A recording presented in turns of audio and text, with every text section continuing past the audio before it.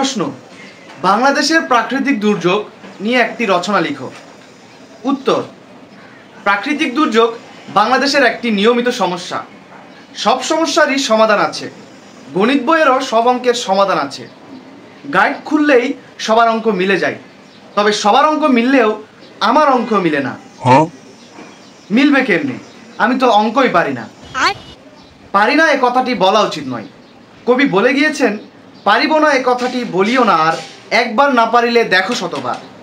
স্বয়ং কবি নিজেই বলেছেন না পারলে দেখার জন্য, অথচ সেখানে আমাদের ক্লাসের শিক্ষকরা আমরা না পারলে আমাদেরকে পাশের জন থেকে দেখতে দেয় না। সবাই সব কিছু দেয় না। গরু যেমন ডিম দেয় না, মুরগিও তেমন দুধ দেয় না। দুধ দিতেই হবে এমন কোনো কথা নেই। কথা নেই, দেখা নেই, কোনো যোগাযোগ নেই, তারপরেও তাকে ভুলতে পারি না। কিভাবে ভুলবো?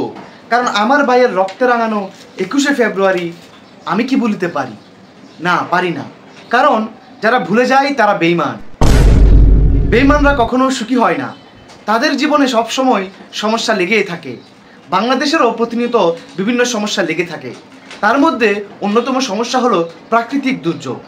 তাই আমাদের সকলের উচিত দেশকে ভালোবেসে একসাথে সংঘবদ্ধ হয়ে প্রাকৃতিক দুর্যোগকে মোকাবেলা করা।